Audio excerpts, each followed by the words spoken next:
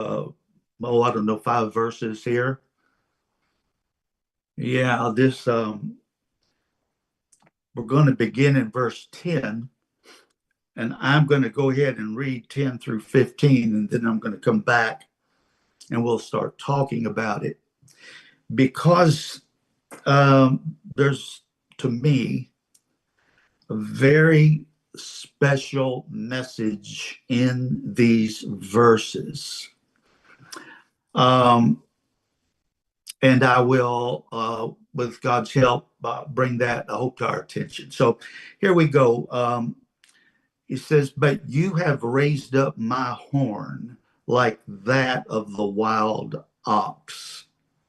I have been anointed with fresh oil, and my eyes have looked exultantly upon my foes. My ears hear of the evildoers who rise up against me. The righteous man will flourish like a palm tree. He will grow like a cedar in Lebanon, planted in the house of Yahweh. They will flourish in the courts of our God. They will still yield fruit in old age.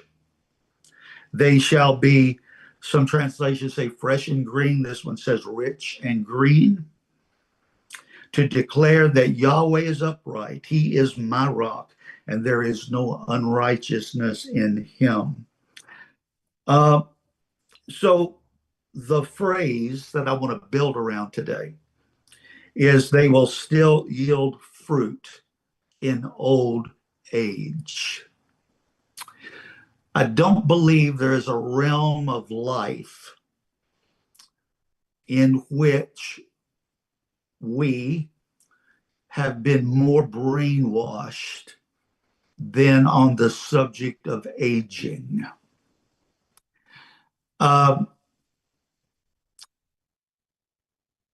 Our families, I think, when we were small, they started just saying what was natural saying. And that started programming our minds about getting older. This process of programming our minds began very, very early. I remember, I guess, 5, 6, 7 years old, I became aware that something was wrong with my grandmother because she said her knees hurt. She had a little difficult time walking.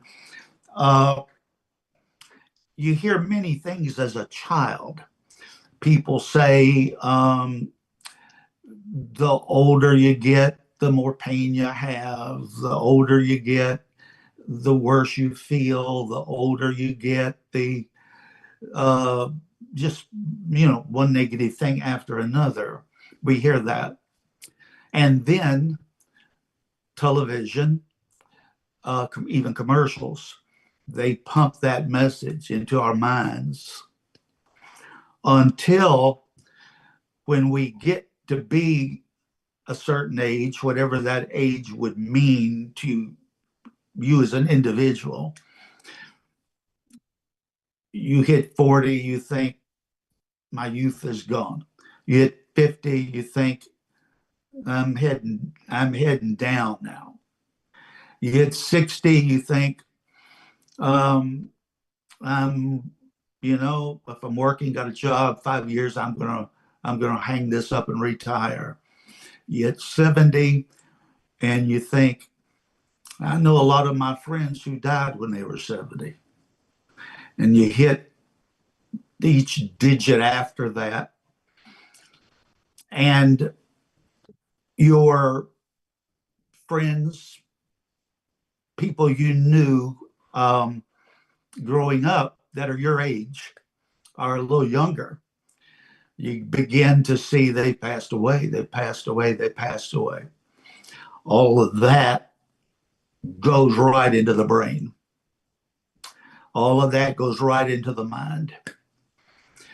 And then we have accepted all of that from youth. And so the older we get, we start expecting all these things to play out in us because we've been told it from small childhood.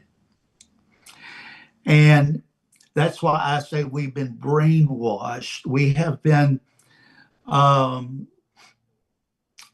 given the world's philosophy about aging. And so now here's a question I've asked myself. I'll ask it of you. I just wonder how many people, 50, 60, 70, 80, would really feel that bad if they hadn't been taught to feel that bad.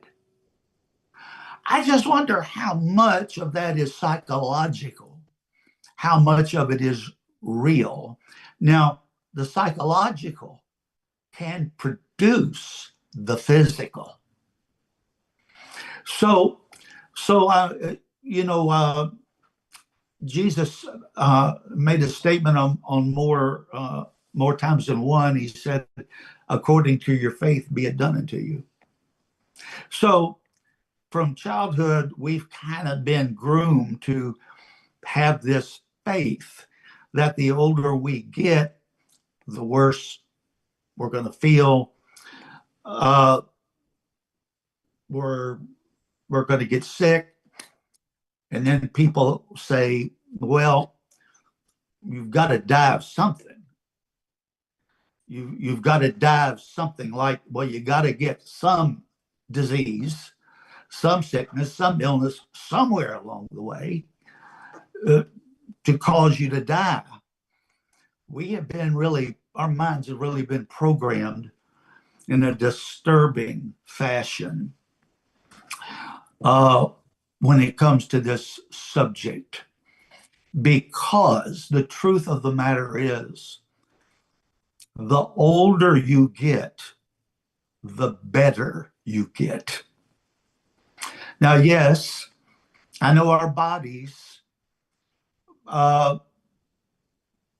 age, but I'm not in denial about that.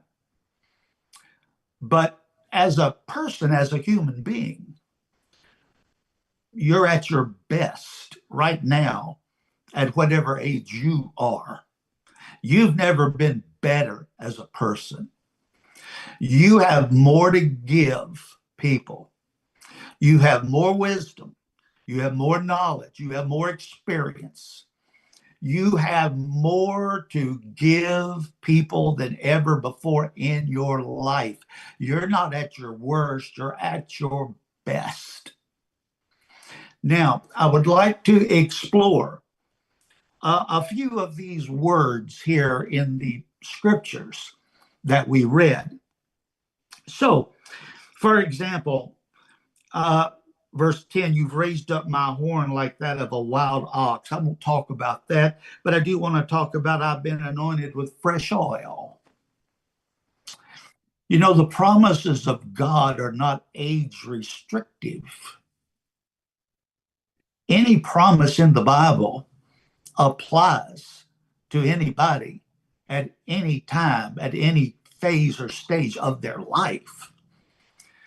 The promises of God are not age restrictive, which means that however old you are or will ever be, you have as much access to the promises of God as a 25-year-old person. So here he says, I've been anointed with fresh oil. And I'm going to tell you, there is fresh oil available for all of us, no matter what stage of life we're in, no matter what our physical age may be. Now, I'm going to put a pin in that because I want to say something here. We have birthdays. And every birthday, the counter clicks and we become a different age. So I'm 73. Now, there's two important things, really one, two important things about me being 73. One is that is my biological age. I can't do anything about that. But two, and really this is important, how I interpret the number 73. What does that mean to me? What does that number mean to me? Numbers mean something to people. And when you become 18 or 21, you think I'm an adult. When you hit 30, that's a milestone. When you hit 40, that's a milestone. And so each number has an interpretation to it. And that interpretation is whatever interpretation you personally put on it. So if I were to say, man, I'm old, I'm 73. I'm 73, I'm old now. I'm not going to say that. I'll say I'm 73, but I don't consider myself to be old. I don't consider the number 73 to be old. That's my interpretation. But I have seen, and I'm sure all of you have too, I have seen people 58 years old that act like they're 88 years old. It's mental. It's what they believe. It's the brainwashing that they have been through. A lot of it is. Not all of it, but a lot of it is. So I'm 73. So what does that mean? Well, I just told you. So when I turn 74, what will that mean to me? Not much of anything. I don't see that as old. Now, you might, I say you, I'm just talking generalities. A person may be 60, they see that as old, then there's a problem. Because if they see that as old, they're going to begin to say they're old. They're going to begin to act like they are old. So, according to your faith, be it done unto you. So, the number of age that you are or will be your next birthday, you're going to have to determine in your heart, would I really think about that number? What does that signify to me? Oh, wait a minute. Grandma died when she was 72, and I'm 73. If you get into that, your mind is going to start preparing you for death. It's going to start a series of things whereby you're looking at dying. So don't go there. Grandma may have died when she was 58 or 70 or whatever. You didn't live her life, didn't walk in her shoes. You don't know what she believed. You don't know anything like that. And so if somebody died like that, that doesn't mean I'm going to. So I've been anointed with fresh oil. So no matter what age you are, God has a freshness to bestow on you. Now, you see, the world says you're drying up. The older you get, you're kind of drying up.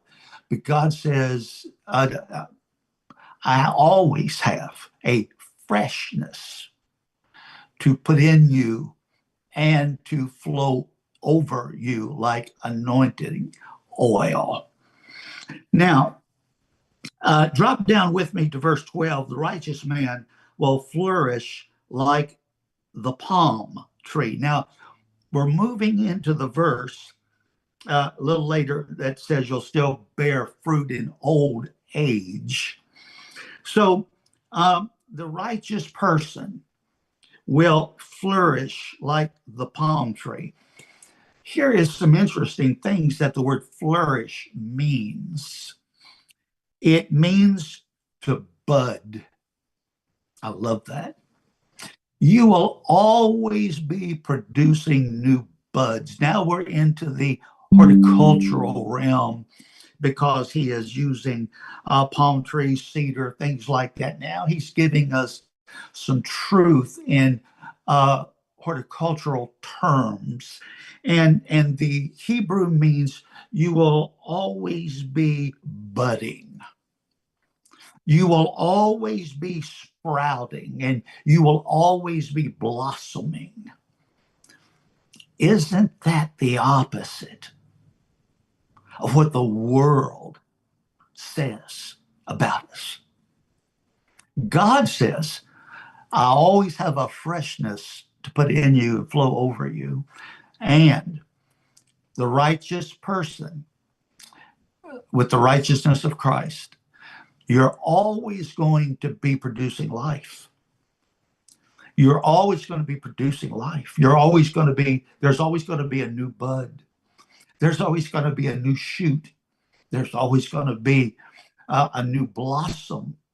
All right. So I don't care if you're 60, 70, 80, or 90, as long as you're in this world, you're always going to be budding and blossoming. You know, I remember when Ruth Graham died, the wife of Billy Graham. Well, Billy, of course, was way up in years at that time. And so with Ruth gone, they asked him, well, Billy, what are you going to do now? So Billy's, I don't know, mid-80s at the time, something like that. What are you going to do now that your wife's gone? His answer is one I've never forgotten, impacted me greatly. And here's what he said at age 85 or 86. His wife just died. What are you going to do, Billy? He said, I'm planning to write a new book. And I'm planning to hold crusades in Europe. And it hit me. That's how you live and you don't die. It's your plans. It's all in your plans. What are you planning? He said, I'm planning to write a new book and I'm planning to go to Europe and preach in crusades. He didn't say anything about planning to stay there on his front porch and drink coffee and waste away. Wait for death to come get him. It's in your plans. Now, unfortunately, most people, I started to say in the world, but actually in the church too, Christians as well, when they get in their 70s, maybe in their 60s, but in their 70s, I'll tell you what their plans are. Get the burial plot, have my tombstone prepaid, have my funeral prepaid, so burden doesn't fall on my kids. That's what they're planning. They're planning to die. And I'm here to tell you today to exhort you in the strongest way I possibly can. Don't you dare plan to die. Because there's a freshness. God said if we would believe his way, we would always be producing new green shoots and buds and blossoms. And said you will grow like a cedar in Lebanon. Well, what does it mean to grow? It means to get bigger, to get stronger. You will grow. In the terms here of a tree, you're going to get larger, taller. Um, you'll grow. Now, here's a very important principle. The day you stop growing is the day you start dying. So, um, you can't, well, let me just use myself as an example. I am growing. I'm growing. I'm growing in music. I'm growing in, I love history. I'm growing in my knowledge of history. I am about to get a Mexican daughter-in-law, and I want to learn Spanish. And I want her to teach me Spanish, and she will. So I want to grow in learning a new language. I'm growing in the ministry now. I don't know where, how, whatever, but you're not going to be able to keep me down. I'm gonna, whatever it takes, wherever I am. I'm growing in the ministry. You might say, well, your ministry is finished. No, ain't nothing finished. I'm growing in the ministry. I'm growing in my knowledge of the Word of God. Um, I'm growing in my compassion for people. I'm growing in my ability to speak to people out in the marketplace. That's increasing in my life. Um, so I'm growing. Now, most people that have been programmed by the world, they're not growing, they are declining.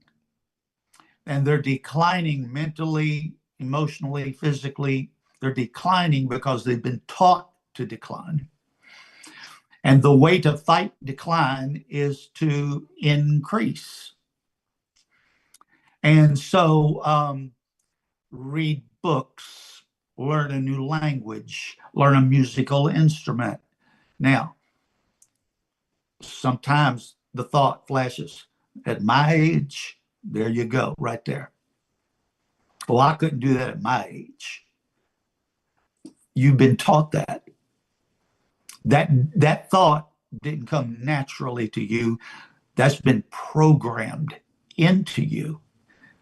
At my age, um, if I had money, Glow and I, as she gets well, we do some traveling. We'd go to London, we'd go to Rome, we'd go to Athens, we'd go to Jerusalem, many places I want to go. And the only thing stopping me is the finances, but the interest, the passion, I'm not the least bit afraid to go to do it. Nothing like that. Um, Here's something I've noticed about people that don't know the Word of God that we're talking about today.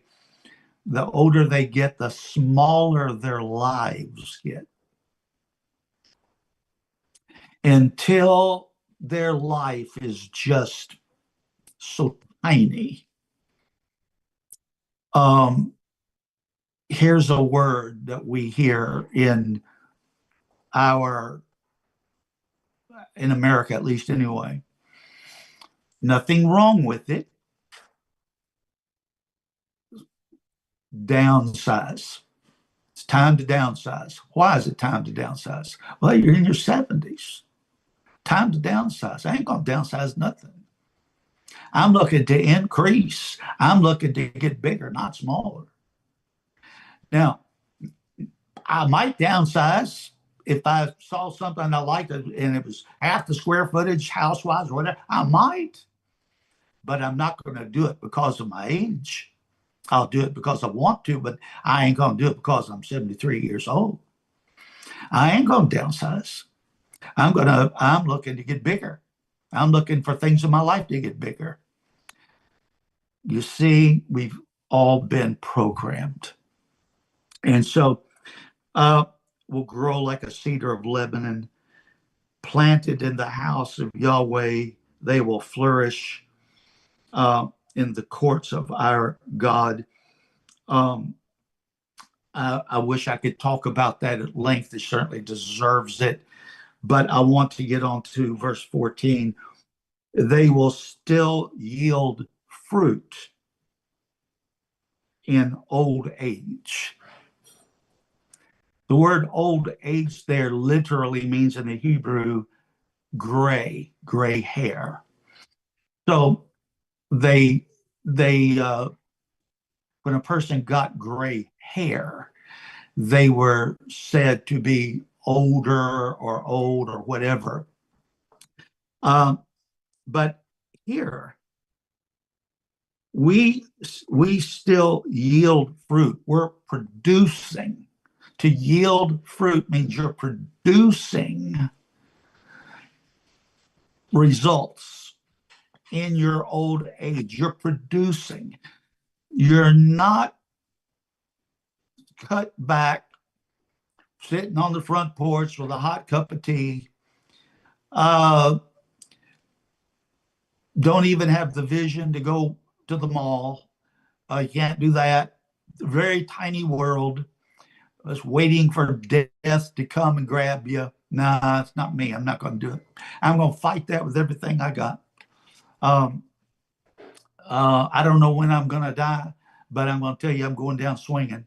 It's not because I don't want to go to heaven. I do very much want to go to heaven, but I don't want to go today. I don't want to go today or tomorrow. Um, so, so look at this. Still yield fruit. To yield fruit means you got to have life in you. A tree or a vine or whatever that's yielding fruit has life in it. It has sap in it. It has vitality in it. It has the DNA of life flowing through it. So to take the analogy of the trees to yield fruit, so the sap has got to be flowing throughout the tree or the vine. The vitality is still there. The life is still there. The life is still producing. The life is still producing fruit. There's nothing here that it's ebbing. It's not getting less. It's not getting less and less. It's getting bigger, and it's still producing fruit in old age. And look at this. They shall be fresh and green. My translation says they will be rich and fresh. Look at the word fresh. That's the opposite mental image to being dried up. If you listen to the world, you're going to start drying up when you hit 40 because you think that 40 is something. You interpret that number to mean something negative, and you'll start acting it out. What you believe, you will act it out. You will act it out. It will be fresh and green, new. I mean, there's nothing here about just being dead. You've seen a dead tree; it's just dry, and dead, and cut it down. It's good for nothing. Uh, there's um, there's nothing here about that. To declare that Yahweh is upright, He is my rock, and there's no unrighteousness in Him. So I want to contrast now. We're going to quit so we can talk about this before Pastor Reggie has to leave. What the world has told us about our age, what the the biological number means to you, whatever your age is, what that number, how you interpret it, what you think that number means, you will act it out. You will act out what you think it means. You'll begin to act it. When we were young, I don't know if your parents ever said this to you. They said it to me: act your age. And that meant I was acting childish or whatever. Hey, act your age. Now, don't act your age. Don't act it. Take these verses and let these verses be uh, your vision for yourself. Adopt these words to be your personal vision for you as you go through biological uh, birthdays and stages of life. No, I'm not. I'm rebelling. I'm in rebellion. I'm in total rebellion. Uh, See my long hair? I'm just now rebelling. I'm just now like 13. I'm rebelling. Catherine, you see this long hair? Don't, Pastor Red, don't get jealous. I don't want John or Reggie getting jealous. I'm afraid to come on. I'm afraid to go out in public now.